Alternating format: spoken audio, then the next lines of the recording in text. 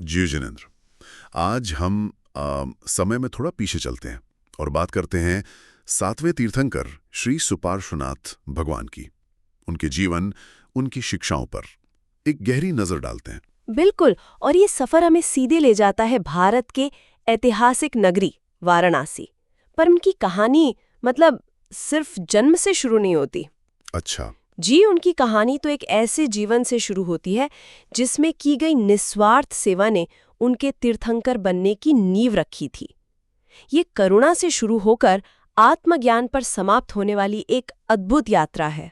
ये एक बहुत ही दिलचस्प पॉइंट है। हम अक्सर तीर्थंकरों को उनके दिव्य रूप में ही जानते हैं, पर ये भूल जाते हैं कि उस पद तक पहुंचने के लिए एक साधना की नींव होती है। तो चलिए वहीं से शुरू करते हैं। तीर्थंकर के रूप में जन्म लेने से पहले उनका जीवन कैसा था? वो कौन थे? अपने पिछले जन्म में वो जैन कॉस्मोलॉजी के अनुसार घातकी खंड के पूर्व महाविदेह क्षेत्र में एक नगरी थी, क्षेमपुरी, वहां के राजा थे। राजा नंदीसेन। और महाविदेह क्षेत्र एक ऐसी जगह है जहां से मोक्ष का मार्ग हमेशा खुला रहता है। तो राजा नंदीसेन का स्वभाव वो असाधारण रूप से दयालु था। वो सिर्फ एक शासक नहीं थे, वो एक सेवक थे। गरीबों, बीमारों और जरूरतमंदों की सेवा करना वही उनके जीवन का केंद्र था। उन्होंने अपना पूरा जीवन दूसरों के दुखों को कम करने में लगा दिया। तो ये जो निस्वार्थ सेवा का भाव था, मतलब यही उनके अगले जीवन की दिशा तय कर रहा था। अपने तीर्थंकर गोत्र का जिक्र किया। जी, इसे थोड़ा समझाएंगी?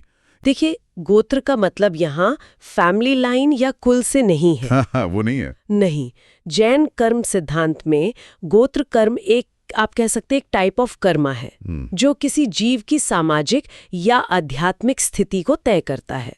और तीर्थंकर गोत्र ये एक बहुत ही विशेष, बहुत पुण्यशाली कर्म है। अच्छा। जब कोई आत्मा निस्वार्थ भाव से पूरी जगत के कल्याण की कामना करती है और उसके लिए असाधारण सेवा का काम करती है, तब वो इस तीर्थंकर गोत्र का बंध करती है। मतलब उन्होंने इतने पुण्य कर्म जमा कर लिए कि ये तय हो गया कि उनका अगला जन्म एक तीर्थंकर के रूप में ही होगा। बिल्कुल, जो पूरी दुनिया को मोक्ष का मार्ग दिखाएगा।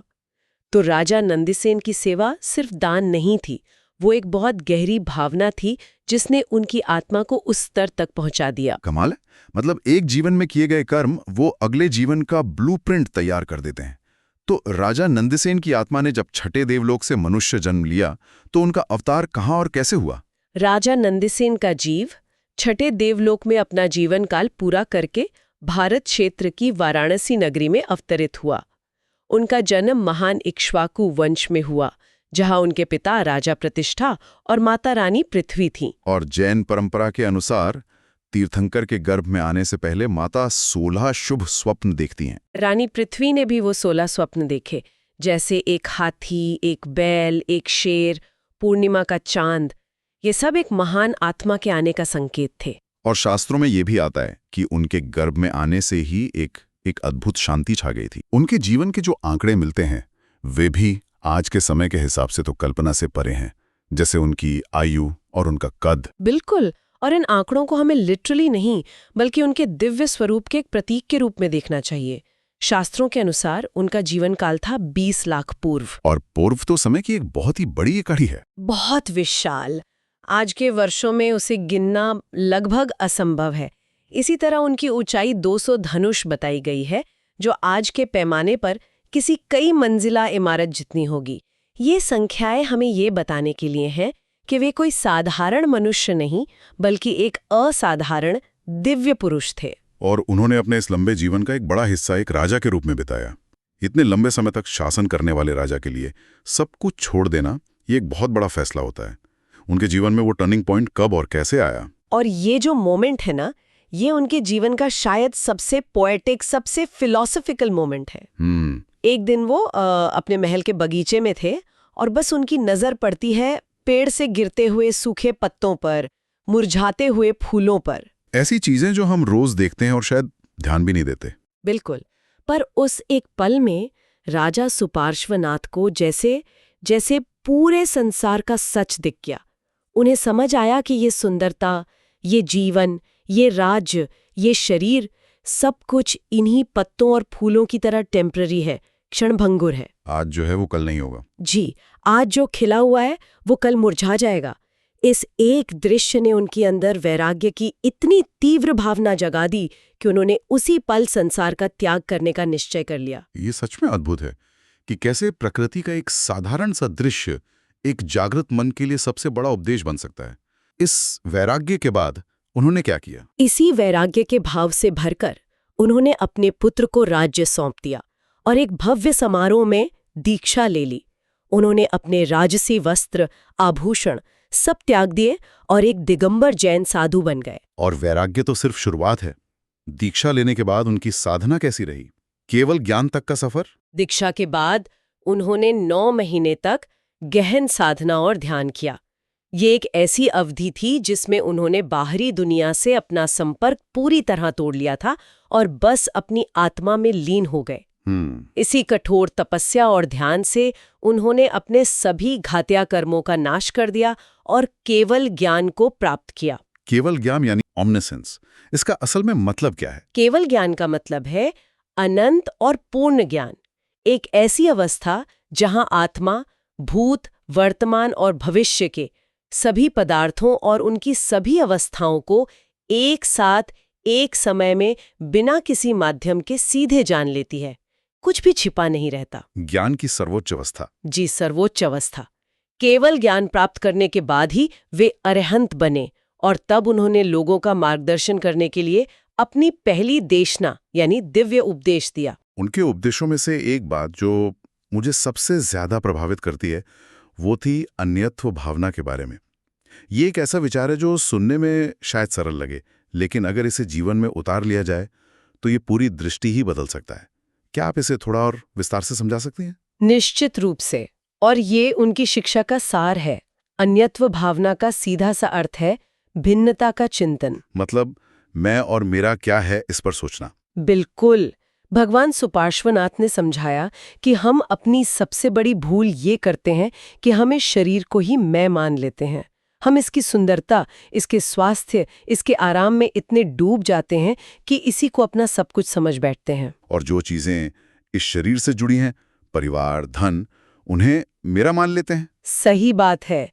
और इस भ्रम में हम अपनी आत्मा के असली स्वरूप और उसके असली वैभव, जिसे आत्मवैभव या मोक्ष लक्ष्मी कहा गया है, उसे पूरी तरह से भूल जाते हैं। और ये बात तो आज के जमाने में मतलब और भी ज्यादा रेलेवेंट लगती है ना? हाँ, बिल्कुल। तो हम तो एक सेल्फी और सोशल मीडिया के दौर में जी रहे हैं, जहां शरीर, उसकी इमेज, वही सब कुछ है।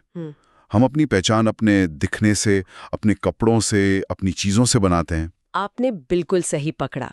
यही तो वो भ्रम है जिसकी ओर भगवान सुपार्श्वनाथ ने इशारा किया था, और इसे समझाने के लिए एक बहुत ही सहज उदाहरण दिया गया है। सोचिए, आपने अभी-अभी गर्मा-गर्म मीठी जलेबी खाई है और उसके तुरंत बाद कोई आपको चाय पीने को दे, वो चाय कैसी लगेगी? फीकी लगेगी, बेस्वाद। बिल्कुल।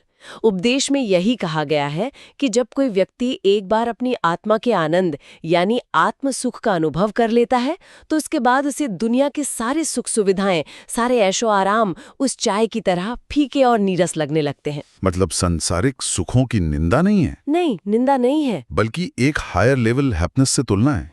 जब हीरे का अनुभव हो जाए तो कांच के टुकड़े आकर्षक नहीं लगते। एग्जैक्टली। एक उच्चतर सुख से उनकी तुलना है। और इसी विचार को आगे बढ़ाते हुए एक ग्रंथ है स्वयंभू स्तोत्र, आचार्य समंतभद्र द्वारा रचित। जी। उसमें वे भगवान सुपार्श्वनाथ की स्तुति करते हुए इसी अन्यत्व भावना को एक और सुंदर उदाहरण से समझाते हैं। वे कहते हैं कि जैसे एक गाड़ी को चलाने के लिए ड्राइवर की जरूरत होती है, वैसे ही इस जड़ नश्वर शरीर को चलाने के लिए चेतन आत्मा की जरूरत है। शरीर तो बस एक वाहन है। एक वाहन जो अपवित्र पदार्थों से बना है, बीमारियों का घर है और अंत में नष्ट हो जाने वाला है। तो ऐसे शरीर से मोह करना, उसे अपना मानना कितनी बड़ी अज्ञानता है। तो जब हम मंदिरों में जाते हैं और तीर्थंकरों की प्रतिमाओं के दर्शन करते हैं, तो हम भगवान सुपार्श्वनाथ को स्पेसिफिकली कैसे पहचान सकते हैं? हाँ, हर तीर्थंकर की पहचान के लिए उनके विशेष चिन्ह या लांछन होते हैं। भगवान सुपार्श्वनाथ का मुख्य प्रतीक चिन्ह है स्वस्तिक, जो आपको उनकी प्रतिमा के आसन पर बना हुआ मिलेगा। और स्वस्तिक का भी अपना एक गहरा अर्थ है। स्वस्तिक स्वयं 4 गतियों का प्रतीक है, मनुष्य, देव, तिर्यंश और नरक। और ये दर्शाता है कि तीर्थंकर का उपदेश इन चारों गतियों के दुखों से मुक्ति दिलाने वाला है। इसके अलावा उनका वर्ण हरा बताया गया है और उनके यक्ष यक्षिणी यानी शासन देव और देवी मातंग यक्ष और शांता देवी हैं। एक और बहुत स्पेसिफिक पहचान है उनके सिर पर सर्प फण का चित्रण, और यह अक्सर लोगों में कंफ्यूजन पैदा करता है क्योंकि 23वें तीर्थंकर भगवान पार्श्वनाथ वो भी सर्प फण से जुड़े हैं। तो इन दोनों में क्या फर्क है? ये आपने बहुत जरूरी सवाल पूछा, क्योंकि ये कंफ्यूजन सच में बहुत कॉमन है। जी देखिए, दोनों तीर्थंकरों के सिर पर सर्पफण होता है, पर उनमें बहुत क्लियर डिफरेंसेस हैं। सबसे पहला और मुख्य अंतर है फणों की संख्या का। भगवान सुपार्श्वनाथ के सिर पर हमेशा 5 सिर वाला सर्पफण होता है। हमेशा 5? और भगवान पार्श्वनाथ के फण में 7, 9, 11 या उससे भी ज्यादा, यहाँ तक कि 1000 फण भी हो सकते हैं। और क्या कोई और भी विजुअल अंतर है? हाँ, एक और बड़ा अंतर है। सुपार्श्वनाथ भगवान की मूर्तियों में सर्प केवल अपना फण उनके सिर के ऊपर फैलाए होता है, एक छत्र की तरह। राइट। जबकि भगवान पार्श्वनाथ की मूर्तियों में सर्प का पूरा शरीर प्रतिमा के पीछे लिपटा होता है और फिर फण सिर के ऊपर खुलता है। और जैसा मैंने कहा, सबसे पक्की पहचान के लिए हमेशा प्रतिमा के नीचे आसन पर बने चिन्ह को देखना चाहिए। अगर वहां स्वास्तिक है तो वे भगवान सुपार्श्वनाथ हैं। ये तो बहुत उपयोगी जानकारी है। तो ज्ञान का इतना लंबा प्रसार करने के बाद, अपने संघ का मार्गदर्शन करने के बाद, उनकी इस महान यात्रा का समापन कैसे हुआ? अपने 95 गणधरों, और गणधर यानी उनके मुख्य शिष्य जी, जो उनके उपदेशों को व्यवस्थित करके आगे बढ़ाते हैं। तो अपने 95 गणधरों और लाखों साधु साधियों के विशाल संघ के साथ वर्षों तक धर्म का उपदेश देने के बाद, जब उन्होंने महसूस किया कि उनके सभी कर्म समाप्त होने वाले हैं, तो वो पवित्र सम्मेद शिखरजी पर्वत पर चले गए। वहां उन्होंने 1 महीने का उपवास किया और ध्यान में लीन होकर अपने सभी बचे हुए अघातिया कर्मों का भी नाश कर दिया और निर्वाण यानी मोक्ष को प्राप्त किया। आत्मा का शरीर से हमेशा के लिए मुक्त हो जाना। जी, और सिद्धशिला में अनंत काल के लिए अनंत सुख में स्थित हो जाना। तो अगर हम इस पूरी चर्चा का सार निकालें तो भगवान सुपार्श्वनाथ का जीवन हमें क्या सिखाता है? एक मुख्य टेकअवे क्या है? मुझे लगता है कि इसमें एक बहुत ही सुंदर पैटर्न दिखता है। उनकी यात्रा निस्वार्थ सेवा से शुरू होती है। राजा नंदीसेन के रूप में उन्होंने दूसरों की सेवा की और उस करुणा के भाव ने उन्हें तीर्थंकर गोत्र दिलाया। फिर तीर्थंकर बनकर उन्होंने संसार की क्षणभंगुरता को समझा और आत्मसेवा यानी अपनी आत्मा को कर्मों से मुक्त करने के मार्ग पर चले। तो सेवा का भाव वही रहा, बस उसकी दिशा बदल गई, बाहर जगत से हटकर अंदर आत्मा की ओर। वाह, ये बहुत ही गहरी बात है। The direction of service changed from outward to inward. उनका पूरा जीवन हमें यही दिखाता है कि कैसे अपने मन, वचन और शरीर का उपयोग दूसरों के लाभ के लिए करना ही अंततः अपनी आत्मा की मुक्ति का मार्ग बनाता है। बिल्कुल सही।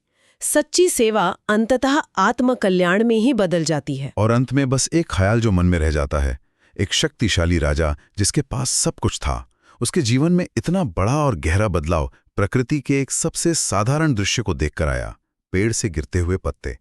ये सोचने पर मजबूर करता है ना? बिल्कुल, कि हमारे अपने जीवन में क्षणभंगुरता के ऐसे कौन से छोटे छोटे रोजमर्रा के पल हैं जिन्हें हम शायद रोज अनदेखा कर रहे हैं। एक फ्लीटिंग रिफ्लेक्शन, एक मुरझाया हुआ फूल, एक गुजरता हुआ बादल। शायद इन्हीं साधारण चीजों में कोई गहरा सत्य, कोई बड़ी समझ हमारा इंतजार कर रही है। बस हमें रुक कर देखने की जरूरत है।